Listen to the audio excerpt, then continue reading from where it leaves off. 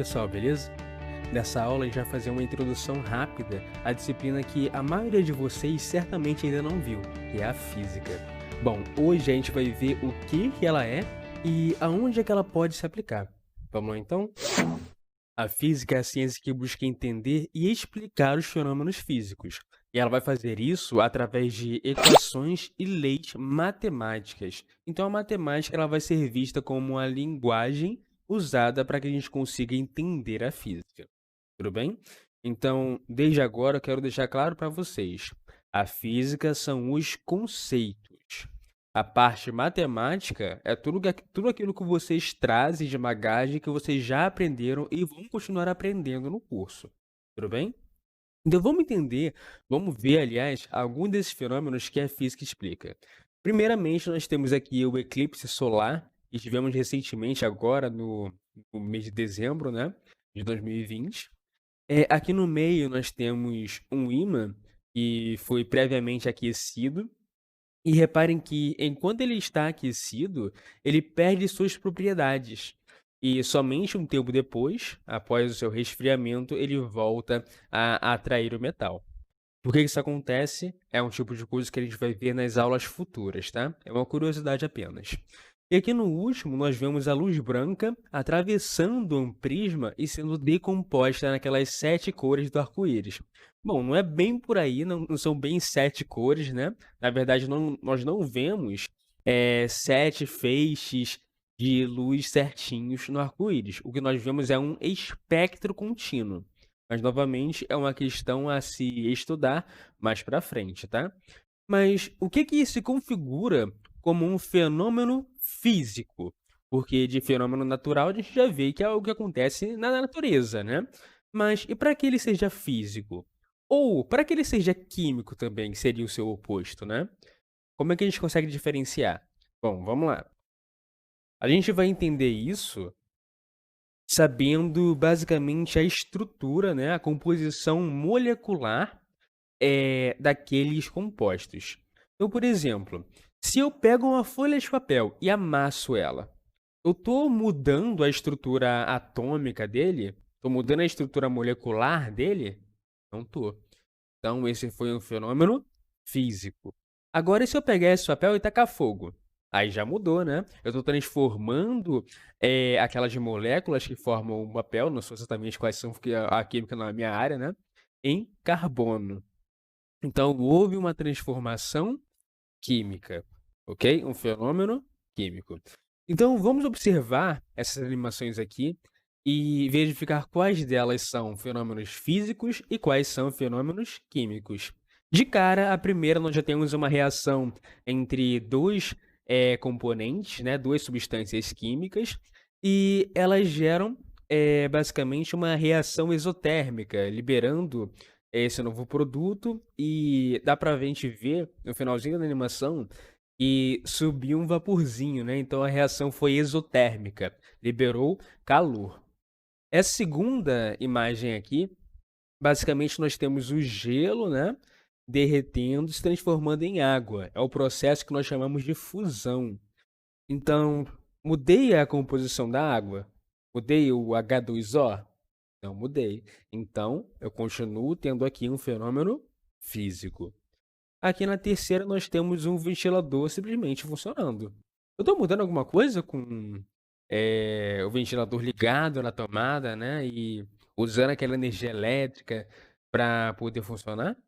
Não mudei nada na estrutura dele. Então, fenômeno físico. Aqui ao lado, uma vela acesa. O que vocês acham? Fenômeno físico ou químico? Bom, no caso, se a vela estivesse apagada, eu chamaria de fenômeno físico, porque eu não estou fazendo nada, né? Ela está ali parada.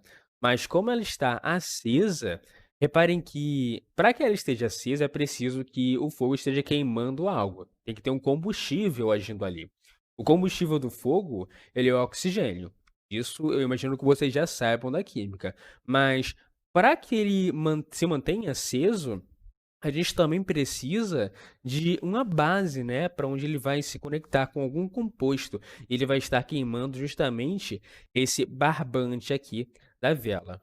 Então, o barbante vai tendo a sua composição molecular quebrada por essa reação, né, exotérmica e vai liberar energia. Tudo bem? Então, é um fenômeno químico. Próximo, aqui eu esqueci de dar play, é um papel pegando fogo, né? Aquele mesmo caso que eu dei como meu exemplo, é, em que o papel estava queimando, transformando aquelas moléculas do papel em carbono. Novamente, fenômeno químico. Em seguida, temos um origami. Estou mudando alguma coisa na estrutura do papel? É a mesma coisa que amassar, né? Só que aqui a gente está fazendo uma obra de arte. E por último, a gente tem um fenômeno bem curioso, onde é colocada uma bateria, aliás, duas baterias aqui na extremidade, no polo negativo da pilha, e é conectado esse fio aqui de cobre, e esse fenômeno acontece. Começa a rotacionar em torno da pilha. Isso aqui tem a ver com eletromagnetismo, e é uma coisa que a gente vai ver também como uma curiosidade mais pra frente, tá? Então, eu só queria apresentar para vocês alguns fenômenos que são físicos e alguns são químicos, para que vocês consigam, no cotidiano de vocês, identificar quais são físicos e quais são químicos. Tudo bem? Então vamos avançar. Bom, associados a esses fenômenos físicos ou químicos, nós vamos ter as chamadas grandezas físicas. Uma grandeza é qualquer coisa que possa ser medida. Tudo bem? Então, por exemplo, se eu chego e falo para vocês, gente, eu tenho 1,73 m de altura. Eu estou dando a vocês uma medida. Ou seja, a minha altura está sendo uma grandeza. Mais especificamente, o nome da grandeza que a gente vai associar a essa medida que nós medimos com 1 metro, né, que é a unidade de medida padrão, vai ser o comprimento. Tudo bem? Mas pensando ainda na questão das grandezas, nós temos dois tipos: grandezas que são escalares e grandezas que são vetoriais. Qual que é a diferença entre elas? Seguinte, as grandezas escalares são aquelas que ficam muito bem definidas somente com um número e com uma unidade. Já as grandezas vetoriais, elas precisam, além do número e da unidade, também de uma direção e de um sentido. Agora vamos entender com 3 exemplos de cada. Eu já acabei dando o primeiro exemplo da altura, né? É a medida de comprimento. A gente pode medir com a fita métrica, com uma régua, com um bastão de medição, etc. Aqui na segunda nós temos a medida feita através de um termômetro, né? O que o termômetro mede? Mede temperatura. Ou seja, vai medir o grau de agitação das partículas ou moléculas que compõem o corpo. A gente vai ver essa definição mais para frente, tá? Do que é a temperatura. E nesse caso, basta eu dar para vocês um valor numérico e a unidade. Por exemplo, uma pessoa que está com uma febre altíssima, vamos supor, ela está com 39 graus Celsius. Então, olhem só, dei um número e dei uma unidade, ok? E aqui no final nós temos uma balança, gente. O que uma balança mede? Opa, cuidado, a balança não mede peso. O que a balança mede é massa, tá? Muito cuidado, porque peso e massa são duas coisas diferentes. Só um minuto, gente, porque eu percebi agora que a minha câmera deu uma bugada. Eu só vou corrigir. Tudo certo, estamos de volta agora. Problemas técnicos. Bom, continuando, a ideia de peso e massa acaba sendo controversa porque, na física, a massa é uma grandeza escalar. Basta eu dar um valor numérico, né, e uma unidade. Por exemplo, eu tenho uma massa de 70 quilogramas. Geralmente no cotidiano a gente fala, eu peso 70 quilogramas, né? Só que a gente tem que tomar cuidado com a linguagem aqui na física. Porque o peso, ele é uma grandeza também. Só que é uma grandeza vetorial. Não é errado vocês pensarem que massa e peso estão associados, mas é errado vocês acharem que eles são coisas idênticas, tá? Massa e peso estão sim associados, são entes próximos, mas o peso seria basicamente o equivalente vetorial da massa, tudo bem? Mais para frente nós vamos entender o que é essa grandeza que é o peso, beleza? E as grandezas vetoriais? Como eu disse para vocês, a gente precisa de um módulo, também chamado de intensidade, direção e sentido, além, claro, da unidade. Então, se eu precisar fazer uma força, né, eu preciso deixar claro para onde eu estou fazendo aquela força, em que direção e em que sentido, além também da intensidade. O quão intensa está sendo a minha força? E ela está sendo um puxão ou está sendo um empurrão? Também preciso pensar nesse tipo de coisa. Então, aqui nesse primeiro exemplo, nós temos um funcionário, né, um homem puxando uma corda através de uma polia que está erguendo uma caixa, né? Isso aqui é um exemplo de máquina simples, coisa que a gente vai ver mais pra frente. Mas a gente está vendo que esse homem está puxando essa corda na horizontal, né? Embora a gente tenha uma certa resultante aqui na diagonal, mas a gente está vendo que ele está andando para trás, está fazendo uma força nessa direção horizontal. Então está importando para a gente direção e sentido. Na segunda imagem, na segunda animação, nós temos basicamente um fenômeno associado à inércia, tá? Em que uma menina, basicamente, aparentemente, aliás, né? Está em sua motocicleta e ela lança para cima uma bola, e essa bola descreve uma certa trajetória parabólica até retornar nas mãos dela. O que a gente pode pensar disso? Reparem que enquanto a menina está descrevendo uma trajetória retilínea, a bola está descrevendo uma trajetória parabólica, né? Então, a direção e o sentido da bola estão sendo modificados ao longo do tempo. Então, podemos pensar no deslocamento também como sendo uma grandeza vetorial. Até porque não é tão preciso eu simplesmente fazer uma afirmação do tipo: ah, eu vou caminhar 20 metros. Ou, ah, eu vou correr uma maratona de. Uma maratona são 42 quilômetros, né? É preciso eu falar qual que é o meu ponto inicial, qual que é o meu ponto final. Preciso falar também como é que vai ser a minha trajetória, para que eu saiba ponto a ponto o que que vai acontecer com o vetor deslocamento. Se ele vai estar mudando, né, ou se ele vai estar contínuo. Aqui no último, nós temos também uma imagem que remete à ideia de velocidade, tá? E aceleração também. Por quê? Gente, velocidade é uma medida de rapidez de um corpo. E o que seria aceleração? A aceleração, a gente vai ver mais pra frente, está associada à variação da velocidade. Então, reparem que o Papaléguas, em um determinado frame, né, ele desacelera e depois mantém a sua velocidade constante como ele tinha chegado. Então, isso daqui é o fenômeno da aceleração, que também é um vetor. Ok? Bom, prosseguindo. Agora a gente vai conhecer o chamado Sistema Internacional de Unidades. Para que ele serve, primeiramente?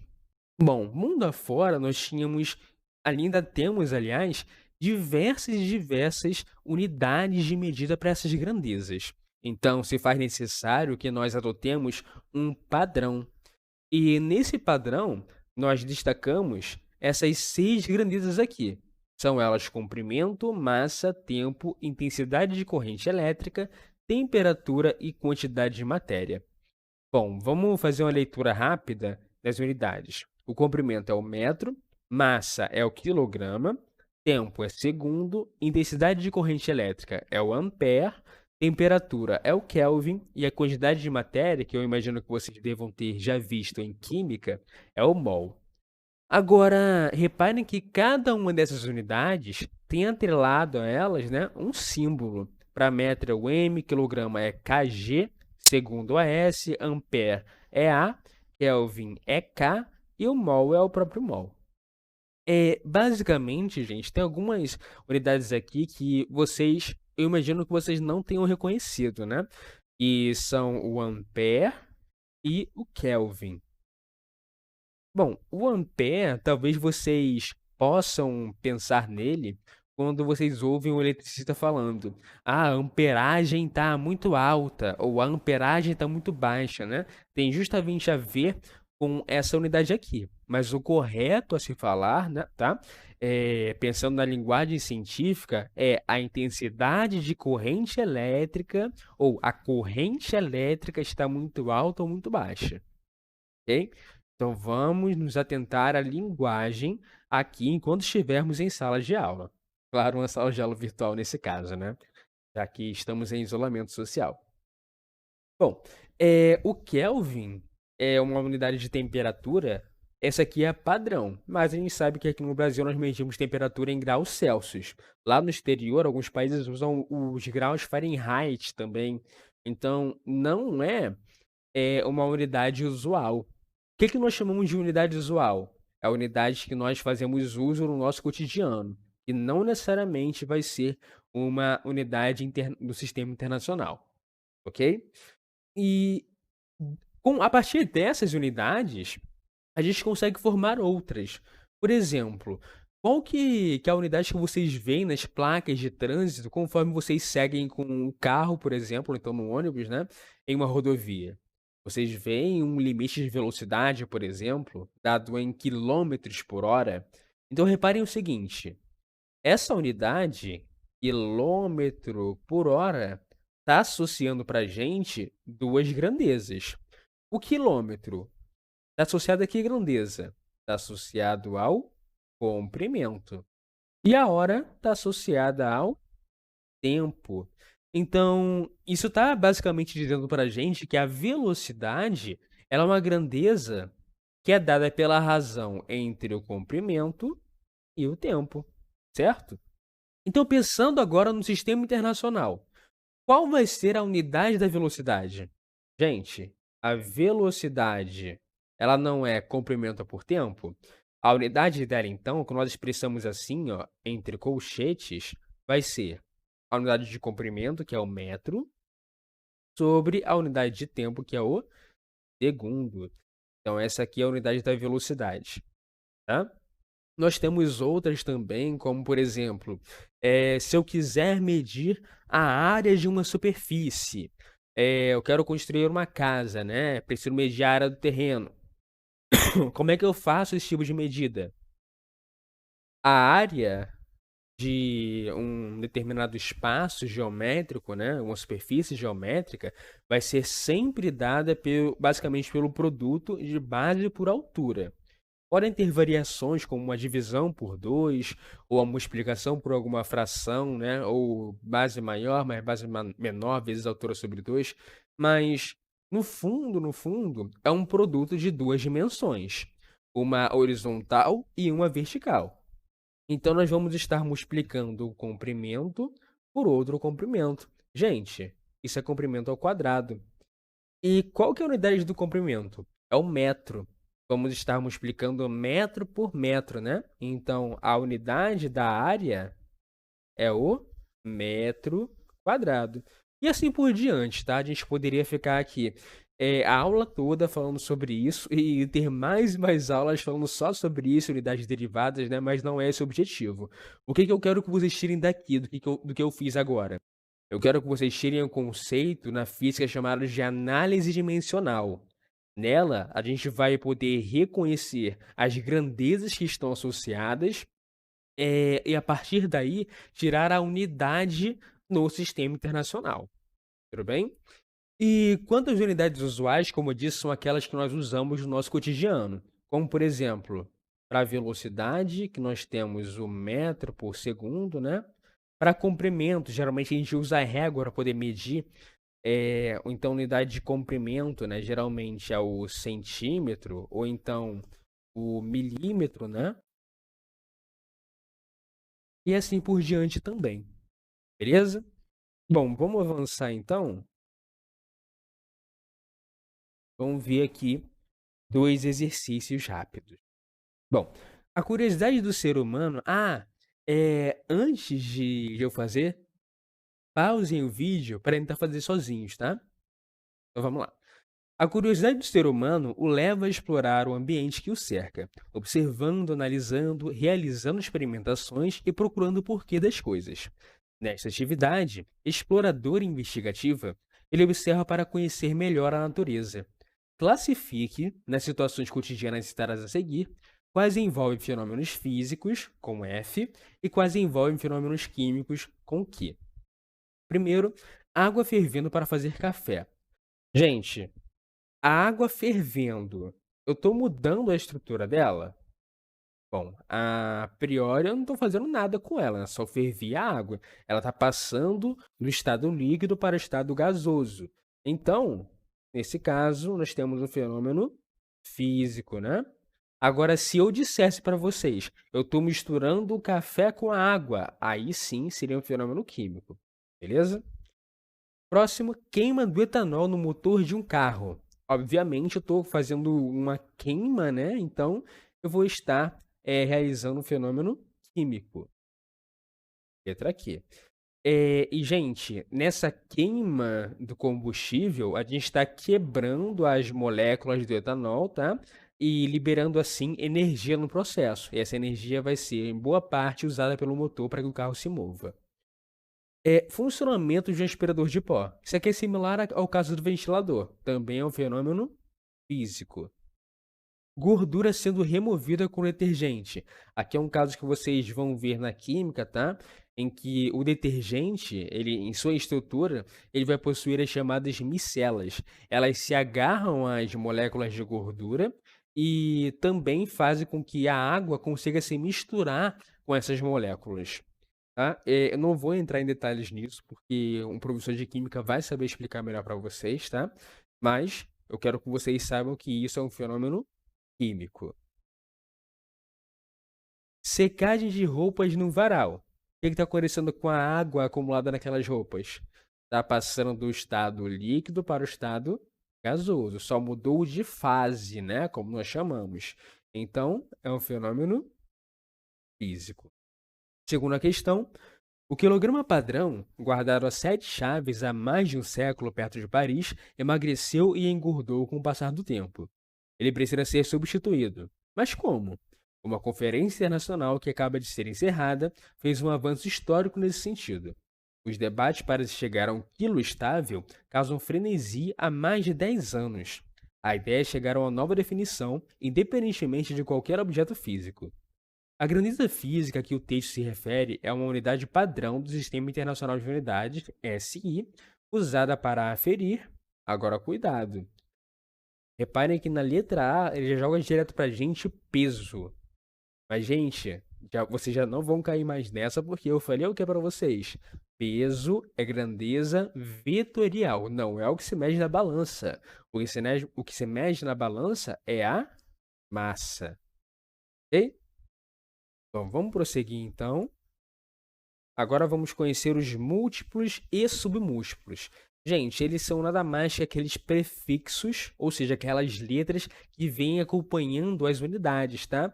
Por exemplo, vocês devem ter aprendido no fundamental aquela tabelinha que nós usávamos para converter as unidades de comprimento, que era quilômetro, né? Hectômetro, decâmetro, metro, decímetro, centímetro e milímetro. O que vocês faziam? Para cada casa que vocês andavam, seja para a direita ou para a esquerda, vocês multiplicavam ou dividiam por 10. Para a direita era a multiplicação por 10 e para a esquerda era a divisão por 10, né? Mas vamos entender o porquê que isso era feito? Cada uma dessas letras que vem na frente da unidade, que é o metro, né? Elas representam uma certa potência de 10. E essa potência de 10 representa, basicamente, se a gente expandir ela, né? Ou a multiplicação ou uma divisão. Então, pensem o seguinte, gente. Vamos olhar para o hecto, por exemplo. O hecto, que é a letra H, ele representa o 10 ao quadrado. 10 ao quadrado é o mesmo que 100. Então, quando eu escrevo o hecto na frente do metro e eu tenho a formação do hectômetro, né? Eu quero dizer para vocês que um hectômetro equivale a 100 metros. Então, isso é equivalente ao falar que eu peguei um bastão, de 1 metro e multipliquei ele por 100. Ou seja, peguei 100 bastões. Criei uma nova escala, que é a escala do hectômetro, ok? Então essa é a ideia dos múltiplos e submúltiplos. Vamos pensar nos submúltiplos agora? Os submúltiplos vão sempre querer dividir aquela escala. Então, se eu pego, por exemplo, o mili, ele é 10 elevado a menos 3. Ou seja, isso é a mesma coisa que 1 sobre 10 ao cubo, que é o mesmo que 1 sobre 1000. Então, nós temos aqui a divisão por 1000. Sendo assim, quando eu escrevo para vocês o milímetro, colocando o mili na frente do metro, eu quero dizer que 1 milímetro corresponde ao metro, né? Dividido em 1000 partes. Então, eu peguei uma régua de 1 metro e reparti ela todinha em 1000 partes. Para o centímetro, a ideia é a mesma. O centímetro é a divisão daquele metro em 100 partes. O decímetro é a divisão em 10 partes. E assim por diante. Pausem o vídeo, tá? E dê uma olhada nessa tabelinha aqui. E essas letras vão ser bastante importantes ao longo do nosso curso, ok? Eu vou dizer para vocês que todas elas basicamente vão ser usadas. Desde o pico, que é o 10 a menos 12, é um número bem pequenininho, né? Até o tera, que é 10 elevado a 12. É um número bem grande. A gente está acostumado ao tera de HD, por exemplo, de computador, né? O HD tem 2, 3 terabytes. Mas enfim, vamos prosseguir agora com a notação científica. Gente, a notação científica é uma forma que nós temos de escrever números muito grandes ou muito pequenos, para que nós não carreguemos esses números ao longo de uma folha de papel, né? Não é nada trivial, né? Nada agradável ficar carregando um número tão grande. Mas com relação a esses números serem muito grandes ou muito pequenos, a ideia é que nós façamos uso das potências de 10 para poder reduzir esse número. Então é o seguinte, a regra é que esse número vai poder ser escrito com uma simplificação, né, uma redução daquele valor, que esteja entre 1 e 10, sendo menor que 10, tá? E vai ser multiplicado por 10 elevado a algum valor. E esse valor vai estar atrelado à quantidade de casas que a gente vai estar andando com uma vírgula. Então, para ficar mais claro, vamos fazer 2 exemplos. Primeiro com um número muito pequeno, que é a carga elementar do elétron, que é esse número aqui bem pequenininho, né? 0,000, etc. E termina aqui com 16. Vamos passar aí para a notação científica? É o seguinte, a carga elementar nós representamos pela letra E. Então, teremos aqui E igual a... A gente precisa reescrever esse número de forma que ele fique entre 1 e 10. Não pode ser 10, tá? Então, a gente vai dizer que é 9,9. Aqui eu vou poder colocar, então... Reparem que nós temos os dois algarismos 1 e 6. Eu vou escrever assim. 1 e o 6 aqui. Vou colocar os dois, tá? O 16, gente, ele já passou de 10. Não posso usar. Então, eu vou colocar a vírgula aqui. 1,6. Esse é o meu número, essa é a minha base. Agora, e a potência de 10? Eu vou multiplicar por 10 elevado a quanto? Vai ser elevado à quantidade de casas que eu andei com a vírgula para a direita. Reparem que eu andei 3, 6, 9, 12, 15, 18 e mais uma aqui, ó, 19, né? Só que tem que tomar cuidado. 10 a 19 é um número muito grande, mas aqui em cima nós temos um número muito pequeno, né? É um número com vírgula, um número com casas decimais. Então, pensem assim, quando tivermos números muito pequenos, o expoente vai ser negativo. Ou ainda, sempre que nós andarmos com a vírgula para a direita, o expoente é negativo. Ok? E a unidade aqui é o coulomb. Mais para frente nós vamos ver entender que unidade é essa, tá? Agora, o próximo exemplo é a distância Terra-Sol. no caso é a distância média, tá, já que a Terra, ela está mais próxima ou mais afastada do Sol, dependendo da época do ano, ok? Bom, esse aqui é um número claramente muito grande, 150 milhões de quilômetros. Então como é que eu faço para escrever ele em notação científica? Vamos lá. A distância Terra-Sol será. Vamos olhar para os algarismos que estão aqui. Nós temos 1 e o 5. Eu vou colocar aqui. 1 e o 5. O 15 é maior do que 10. Não posso usar. Então, vou colocar a vírgula aqui depois do 1. Para que a vírgula fique depois do 1, gente, quantas casas eu vou precisar andar? Bom, o número 150 milhões vai ter a vírgula aqui, no último zero. Eu vou andar 3, 6, 7, 8 casas decimais, né? 8 casas com a vírgula para a esquerda. É um número muito grande, então o expoente fica positivo. Beleza? Ou ainda vocês podem pensar que está andando para a esquerda e seguindo para a esquerda é positivo. E aqui a unidade, quilômetros. Mas a gente pode também querer escrever, não nessa notação científica, mas de uma forma de aproximação. Eu quero fazer uma estimativa. E na física, essas estimativas são feitas em ordem de grandeza. A ordem de grandeza é representada sempre por uma potência de 10, tá? Então, por exemplo, no caso do elétron, qual seria a ordem de grandeza dele? E no caso da distância Terra-Sol, qual seria a ordem de grandeza? Antes, vamos entender como é que a gente calcula essa aproximação, tá? Então vamos lá, para o último tópico, que é a ordem de grandeza. É o seguinte, a gente precisa converter aquele número muito grande ou muito pequeno, primeiramente, para a notação científica, e em seguida a gente vai retirar aquele número que está multiplicando a potência de 10, mas fazendo uma análise dele primeiro. Se aquele número for maior do que 3,16, que é aproximadamente a raiz de 10, tá?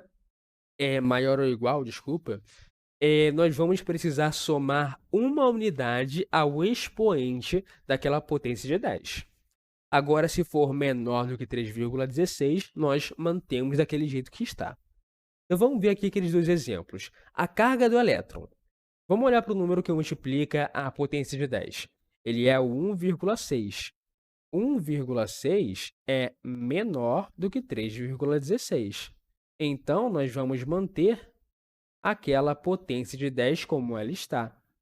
A ordem de grandeza será de 10 a menos 19. E levamos a unidades também, tá? Que é o coulomb. Isso daqui, novamente, é uma aproximação na forma de potência de 10. E a distância Terra-Sol? Gente, 1,5 é menor do que 3,16. Então, a ordem de grandeza vai ser o próprio 10 a oitava quilômetros. Tudo bem?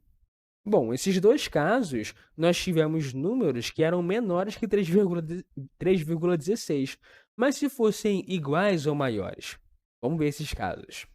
Vamos supor, tá, que a carga do elétron fosse de 8 vezes 10 elevado a menos 19. Como é que eu faria agora para aproximar? É o seguinte, eu diria que, como o 8 é maior do que 3,16, a ordem de grandeza ela vai ser o 10 a menos 19 acrescidos de uma unidade. Menos 19 mais 1 é menos 18. Então, a ordem de grandeza seria 10 elevado a menos 18 coulombs. Ok? Muito cuidado, tá? A somar uma unidade, reparem que aqui nesse caso eu estou somando 1 ao número negativo. Então, a gente tem que pensar, eu tenho uma dívida de 19 e um saldo de 1. Se eu juntar os dois, eu vou ter pagado uma unidade da dívida. Ainda vão restar 18 unidades da dívida para pagar. Ok? E no outro caso aqui, por exemplo, também, se eu tivesse a distância Terra-Sol como 4 vezes 10 à oitava, o 4 é maior do que 3,16. Então, como é que ficaria a ordem de grandeza? Ela seria 10 à oitava, que é a potência de 10 que está aqui, né? Só que eu vou somar uma unidade, porque o número que aparece ali na frente é maior do que 3,16. Então, a ordem de grandeza seria 10 à nona quilômetros. Ok? Então, com isso, gente, nós encerramos essa primeira aula. Agora, eu quero dar um informativo para vocês. Ao final de todas as aulas, vocês vão ter acesso a uma lista lá numa plataforma chamada Super Professor, tá? Eu já deixei um vídeo explicando como é que vocês podem acessar. Se não viram, vão ver. E no final dela, vocês vão ter o código da lista, tá? Então é isso, gente. Até a próxima.